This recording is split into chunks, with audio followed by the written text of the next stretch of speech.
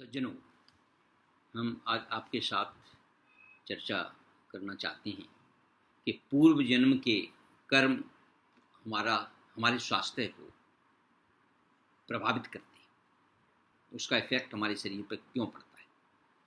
तो हमारे जो पूर्व जन्म के कर्म हैं उससे वो हमारे स्वास्थ्य को कैसे प्रभावित कर सकते हैं।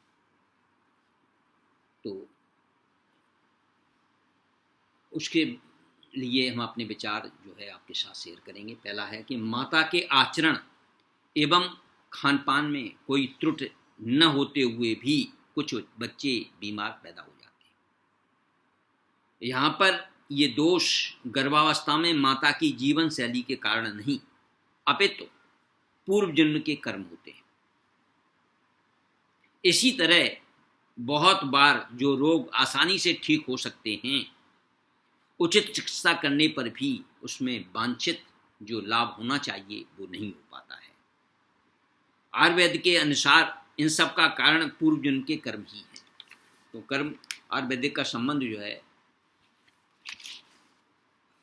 ईश्वर या हमारी जो वैदिक साहित्य है, जो पुराण शास्त्र हैं, उसका भी संबंध उससे रहता है।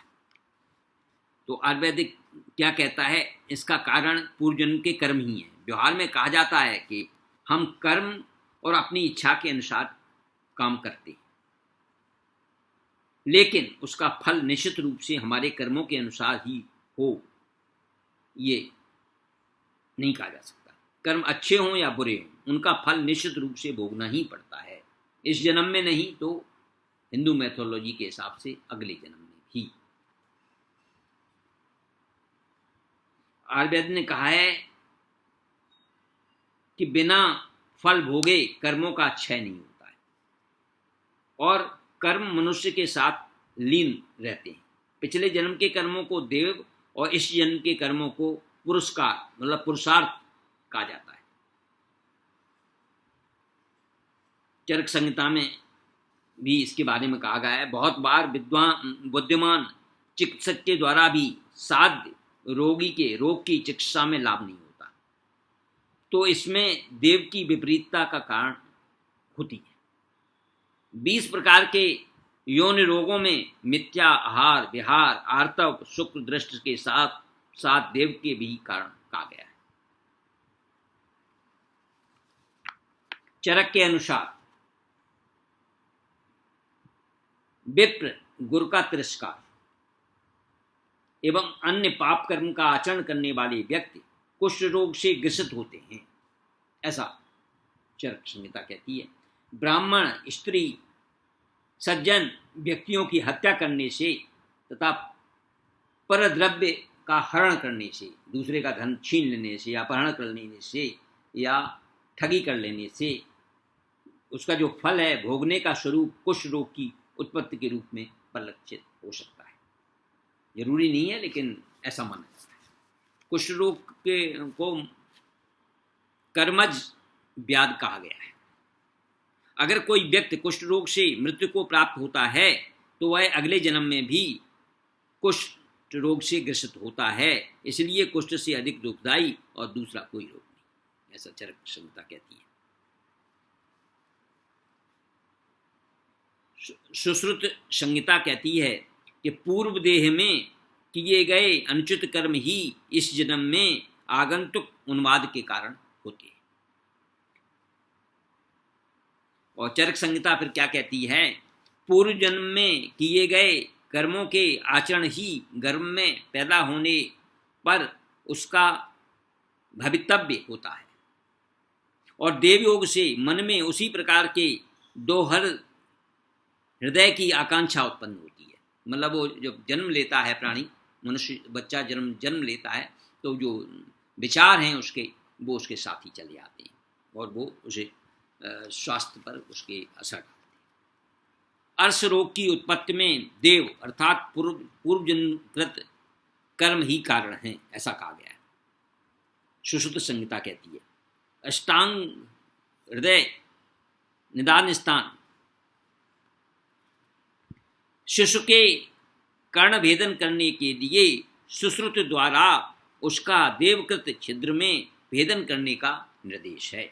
इसलिए कहते हैं कि जो पुरानी चीज़ें हम भूल जाएं, इसलिए ऐसा कहा गया।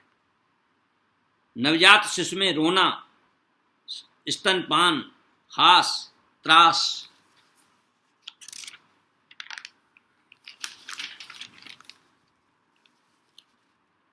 आदि का बिना मस्तिष्क के विकसित हुए होना पिछले जन्मों के कारण ही होता है।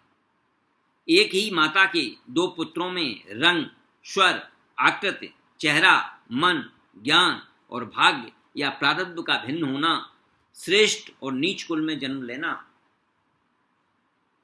दास्ता अथवा भोग विलास में जिंदगी काटना, शरीर पर राज चिन्ह अधिक अथवा दरिद्रता के लक्षणों का होना, पूर्व जन्म के वृतांत का स्मरण होना, ये सब पूर्व जन्म के कर्मों के कारण।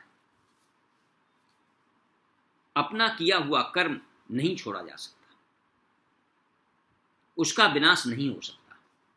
जो भी हम कर्म करते हैं वो नष्ट नहीं होते हैं। उसका हम अच्छा करें या बुरा करें, उसको भोगने के लिए तैयार रहना चाहिए। वो अभी न भोग पाएंगे तो अगले उसमें भोगना पड़ेगा। जब हम दोबारा जन्म लेंगे तो हम भोगेंगे किसी न किसी रूप में। ऐसा हमारे जो पुराण शास्त्र और धार्मिक पुस्तकें हैं और हमारे मनीषी हैं वो ऐसा कहते हैं।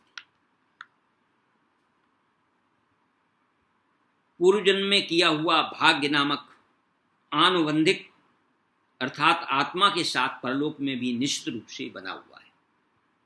उसी का फल यह है कि बालक माता पिता से भिन्न प्रकृति के उत्पन्न होते हैं।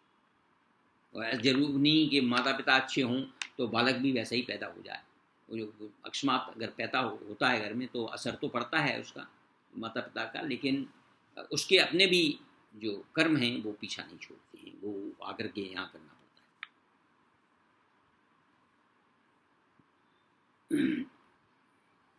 हमारे यहाँ किए कर्म के से दूसरा जन्म होगा।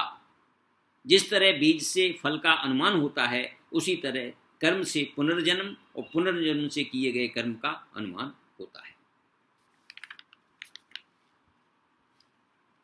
चरक संहिता कहती है फिर इसके आगे चरक ने स्पष्ट किया कि पृथ्वी, अप, तेज, वायु, आकाश और चेतना इन 6 धातुओं के समुदाय के मिलने से गर्भ उत्पन्न होता है।